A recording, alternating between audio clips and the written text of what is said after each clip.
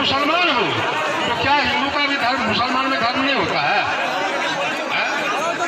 तो पहलवानी में किसी का कंठी तोड़ दोगे तुम? अरे पहलवान, कोई भी मुसलमान किसी भी धर्म से छेड़खानी नहीं करता है। जिस गली की हद पार ना करे, अगर मर्द है तो मेरे सीने पर